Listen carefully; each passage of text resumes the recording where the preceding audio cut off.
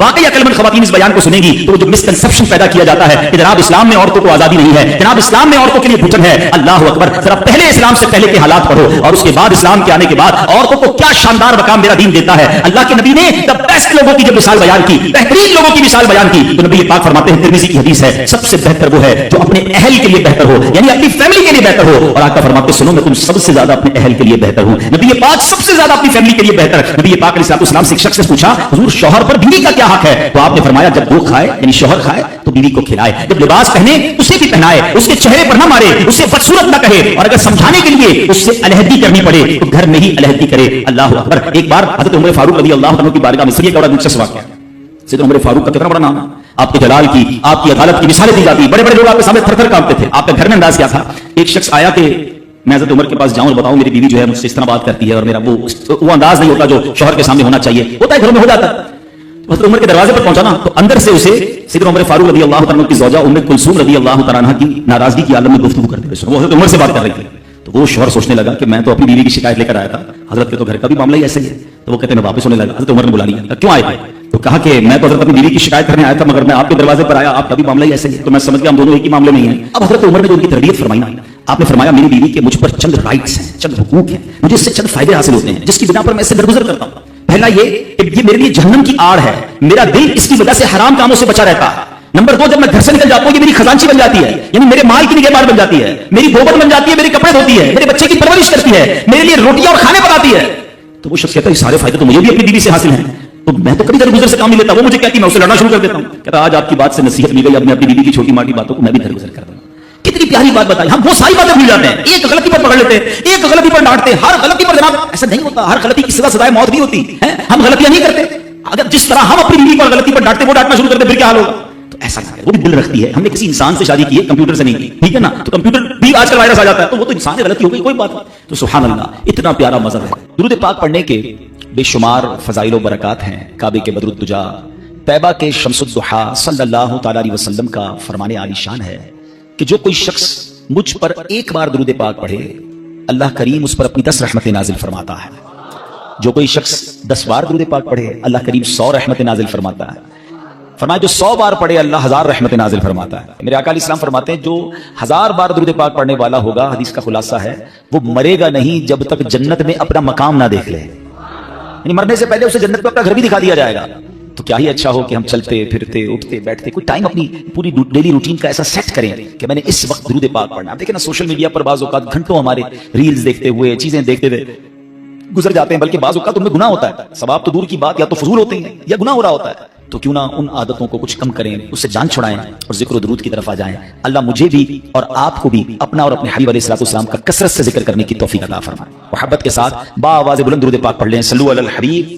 آج میں نے ایک بڑی کمال کی ایک سنت آپ کے سامنے پیش کرنی ہے، اور نارملی دیکھا یہ گیا ہے کہ اس سنت سے بہت سارے لوگ اب دور ہو گئے ہیں، حالانکہ یہ اتنی پیاری سنت ہے، بغیر محنت بغیر کوشش کے نیکیوں کا انبار لگ جاتا ہے، اتنی نیکیاں اور آپ اتنے بڑے بڑے انعامات کے حقدار بن جاتے ہیں۔ وہ سنت کون سی ہے میں انشاءاللہ بیان کرتا ہوں، مگر امام محمد بن محمد غزالی علیہ رحمۃ اللہ الوالی نے ایک بڑا پیارا واقعہ اپنی کتاب مکاشفۃ القلوب میں لکھا۔ مکاشفۃ القلوب بڑی پیاری کتاب ہے۔ واقعہ کیا تھا کہ ایک شخص نے ایک غلام خریدا۔ آج کے دور میں تو کسی کو گھر میں ملازم رکھنا ہو تو وہ نوکری پہ جاب پہ رکھتا ہے نا، پہلے ایسا نہیں ہوتا تھا، پتہ ہے پہلے غلام خریدے جاتے تھے۔ انہوں نے غلام خریدا۔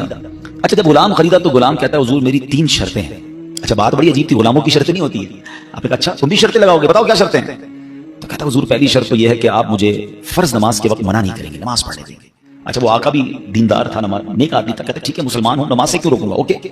کہتا دوسری شرط یہ ہے کہ دن میں جو چاہے کام لے لیں، رات مجھے آپ چھوڑ دیں گے۔ ٹھیک ہے مجھے کام دن میں لینا، میں بھی رات آرام کرتا ہوں، تو بھی رات آرام کرنا۔ کہتا تیسری شرط یہ ہے کہ آپ مجھے اپنے گھر میں کوئی بھی ایک الگ سے کمرہ دے دیں گے تاکہ میں سیپریٹ رہوں۔ کہا ٹھیک ہے، میں نے بھی سوچا تھا گھر میں بہت سارے کمرے ہیں، غلام کا کمرہ ہوتا ہے تو میں کمرہ دے دوں گا، شرطیں کوئی مشکل تھی نہیں، آقا نے ایکسپٹ کر لیا۔ غلام گھر پر آیا، بڑا محنتی غلام تھا، دن میں کام کرتا، رات اپنے کمرے میں چلا جاتا۔ ایک دن آقا چلتے چلتے اس کے کمرے کے پاس سے جب گزرا تو دیکھا عجیب منظر ہے، کمرے کی چھت کھلی ہوئی ہے، آسمان سے نور برس رہا ہے، غلام سجدے میں ہے، اللہ کی عبادت کر رہا ہے اور اللہ کو رو رو کر یہ عرض کر رہا ہے کہ میرے مولا میں غلام ہوں، دن میں میری ڈیوٹیز ہیں، اگر یہ کام نہ ہوتا تو میں دن بھی تیری عبادت کرتا، رات بھی تیری عبادت کرتا۔ آقا بڑا حیران ہوا کہ یہ میرا غلام کیا چیز ہے، ایسی عبادت، ایسا نور اور ایسی گفتگو۔ अगली रात हुई तो अपनी बीवी को लिया कि चलो मैं तुम्हें एक मंजर दिखाता हूं। अपनी ज़ौजा को लेकर गुलाम के कमरे के पास गया, फिर वही मंजर, छत खुली हुई है, आसमान से नूर बरस रहा है, गुलाम सजदे में वो है और अल्लाह से बातें हैं, बड़ी कैफियत। जब ये मंजर देखा तो वो मियाँ बीवी भी आंसू बहाने लगे, वो भी रोने लगे कि ये कैसा गुलाम है। सुबह हुई तो गुलाम को आका ने बुलाया और कहा कि हमें पता चल गया है तुम्हारी रात की इबादत हमने देख ली है।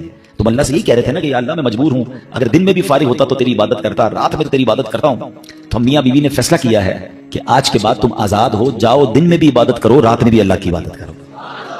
अच्छा, हमारी जगह कोई होता तो बड़ा खुश हो जाता, चलो यार इनाम मिल गया। गुलाम को आजाद होना बड़ी नेमत थी, मगर वो गुलाम दरअसल वो आका बनने के काबिल था, वही आका था, वो बड़ा कमाल का बंदा था। वो पता क्या कहता है, जब आका ने कहा ना मुझे पता चल गया तुम रात क्या करते हो और इस वजह से मैं तुम्हें आजाद करता हूं, तो वो गुलाम अल्लाह की बारगाह में कहता है या साहिब सिर्र इन्न सिर्र कद ज़हरा, ए राज रखने वाले मौला, ए साहिब राज, राज तो खुल गया। वला उरीदु हयाती बाद मश्तहरा, ए अल्लाह मैं अब राज खुलने के बाद जिंदा नहीं रहना चाहता। और ये कहा और उसकी रूह निकल गई, उस जमीन पे बॉडी आती है और वो इंतकाल कर जाता है। ऐ मेरे प्यारे इस्लामी भाई, अब गौर कीजिए, इस वाक़े से बहुत सारे लेसन मिलेंगे। जो मैंने कहा था ना कि नबी पाक की एक सुन्नत बयान करनी है, वो सुन्नत कौन सी है? वो सुन्नत है जिक्र इलाही। बे आका खूब अल्लाह का जिक्र करते थे, कितना जिक्र करते थे, आपको मैं अंदाजा करवाता हूं, आपको अंदाजा हो जाएगा। नबी पाक सोने से पहले अल्लाह का जिक्र, जागने के बाद अल्लाह का जिक्र, खाने से पहले अल्लाह का जिक्र, खाने के बाद अल्लाह का जिक्र है। प्यारे आका घर से निकलते हुए अल्लाह का जिक्र, घर में दाखिल होते हुए अल्लाह का जिक्र, कदम कदम पर अल्लाह का जिक्र। कैसे? ये सब चीजों की दुआएं हैं ना, खाने से पहले की दुआ, खाने के बाद की दुआ, पानी पीने से पहले की दुआ, पानी पीने के बाद की दुआ, आईना देखने की दुआ, सुरमा लगाने की दुआ। इसका मतलब क्या है? दुआ क्या है? जिक्र इलाही है ना, अल्लाह से बातें करना है ना। नबी पाक कदम कदम पर अल्लाह को याद करते, सूरज ग्रहण की दुआ, चांद ग्रहण की दुआ, बारिश बरस रही है फिर दुआ, बादल गरज रहे फिर दुआ, कदम कदम पर दुआएं, कितना अल्लाह का जिक्र करते थे। और आज बताओ पूरा पूरा दिन गुजर जाता है, हम कितना अल्लाह का जिक्र करते हैं। ये गुलाम कितना अल्लाह का जिक्र करता था कि रात भर अल्लाह की इबादत है, और तमन्ना क्या है, मौला दिन भी मिल जाता तो दिन भी तेरी इबादत करता, दिन भी तुझे याद करता, दिन भी तेरा जिक्र करता। जिक्र इलाही पर मैं इंशाल्लाह आगे बात करता हूं, मगर इस वाक़े से एक और बड़ा कमाल का मैसेज मिल रहा है। उस गुलाम की इबादत लोगों को पता चल गई है, उसका राज खुल गया। वो कहता है मौला अब जीना नहीं है, मैं तो इबादत तेरे लिए करता था ना, मैं जानता था मालिक तू जानता था, अब तो लोगों को पता चल गया। अब बताएं हमारा क्या हाल है? हम तो इबादत बहुत सारे लोग करते ही इसलिए कि लोगों को पता चल जाए, वो इसलिए कर रहा है कि रब देखे और कोई ना देखे। और हमारी अक्सरियत इन कामों में लगी हुई है कि दुनिया देखे मैंने क्या किया है। नेकी कर दरिया में डाल, बचपन में सुनते थे, अब नेकी कर सोशल मीडिया पे डाल। जो करना है लोगों को बताना है, जो नेकी है सबको बताना है। अपने दिल से पूछो ना क्यों जी चाहता है कि मेरी नेकियां लोगों को पता चले। पता है इखलास की तारीफ क्या है? उलमा फरमाते हैं what is the meaning of इखलास। इखलास इसको कहते हैं कि बंदा जिस तरह अपने गुनाहों को छुपाता है इस तरह अपनी नेकियों को छुपाए। बताइए ना, हम इस तरह अपने गुनाह, कोई है जो यहाँ ये चाहता हो मेरे गुनाह सबको पता चल जाए? कोई भी नहीं चाहता, मगर नेकी सबको पता चलनी चाहिए। नहीं, कुछ नेकियां तो ऐसी कीजिए ना जो फकत मैं जानूं, मेरा रब जाने। मैं नेकी करने के बाद मुझे क्यों ख्याल आता है कि यार सामने वाले को पता तो चले मैं हाजी हूं, मैं हाफिज हूं, मैं नमाजी हूं, मैं रोजादार हूं, मैंने ये नेकी की है, मैंने फला काम किया। वाह, क्यों? अगर दिल में तमन्ना यह है कि लोगों की वाह वाह मिलेगी तो पता है इसको रियाकारी कहते हैं। और रियाकारी को शिर्क असगर कहा गया हदीसों में। छोटा शिर्क, शिर्क किसको कहते हैं? शिर्क के माना यह कि अल्लाह की तरह किसी को इबादत के लायक समझना, ठीक है ना, यानी अल्लाह की जात और सिफात में या तो किसी को शरीक मानना या किसी को माद अल्लाह की तरह इबादत के लायक समझना, ये शिर्क है, बंदा इस्लाम से खारिज हो जाएगा। अब इसको शिर्क असगर क्यों कहा गया? कि बंदा पढ़ तो नमाज रहा है, रख तो रोजा रहा है, सदका कर रहा है, खैरात कर रहा है, इबादत अल्लाह की कर रहा है, मगर दिल में तमन्ना है कि लोग राजी हो जाएं, हैं, लोग खुश हो जाएं। नियत क्या है? नियत रब को राजी करने की नहीं, लोगों को राजी करने की है। अब हम चेक कर लें कि कहीं ऐसा तो नहीं कि शैतान हमारे अंदर ये वबा दाखिल कर चुका है कि पहले तो नेकी नहीं करने देता, लेकिन नेकी कर ले तो फिर छुपाने नहीं देता, फिर बचाने नहीं देता, फिर ऐसे ऐसी बातें दिल में लाता है कि इसको भी बता दे, इसको भी बता दे। क्यों? हमारा जी क्यों चाहता है? एक एक नेकी की तस्वीर हमने लगानी है ताकि लोग देखे मैंने ये चंदा दिया, ये राशन दिया, ये फला काम किया। मैं वैसे आपके दिल के दरवाजे पर दस्तक देते हुए एक सवाल करना चाहता हूं कि जरा ये तो चेक कीजिए, ये मेरे लिए भी सवाल है, ये आपके लिए भी है, कि हमारी ऐसी कितनी नेकियां हैं जो सिर्फ मैं जानूं और मेरा रब जाने। अपने आप से पूछिएगा, अकेले में पूछिए कि ऐसा क्या मैंने किया है नेकी का काम जो और किसी को नहीं पता, मैं जानूं और मेरा रब जाने। आपको पता है पहले के जमाने के कुछ बुजुर्गान दिन ऐसे होते थे कि वो गरीबों की मदद करते थे, मगर वो गरीबों को भी पता नहीं चलता था कौन मदद कर रहा है। बाज़ औक़ात तो बुजुर्गों का इंतकाल होता ना तो लोग कहते यार वो हर महीने मदद आती थी, राशन आता था, अब नहीं आ रहा, तो पता चलता था कि वो फलां बुजुर्ग का विसाल हुआ है, वो हर महीने मदद करते थे, मगर कभी उन्होंने नहीं बताया, पता लगने भी नहीं दिया। और आज हम किसी की मदद करें तो उस पर एहसान जताते हैं, भाई याद है ना मैंने मदद की थी, भूल तो नहीं है, तेरा साथ दिया था। हर महीने अगर किसी की मदद कर रहे हैं तो हर महीने एहसान जता रहे हैं, हर महीने उस पर रोक झाड़ रहे हैं। नहीं मेरे प्यारे साथ, नेकी कीजिए मगर अल्लाह के लिए, कुछ ऐसी तिलावत, कुछ ऐसे नवाफिल। आप देखिए ना, तहज्जुद बंदा कब पढ़ता है? रात को पढ़ता है, बाज़ औक़ात अकेले में पढ़ता है, जब कोई नहीं देख रहा, दुनिया सो रही है, आप तहज्जुद पढ़े। क्या कमाल का ये काम है कि मैं जानूं, रब जाने।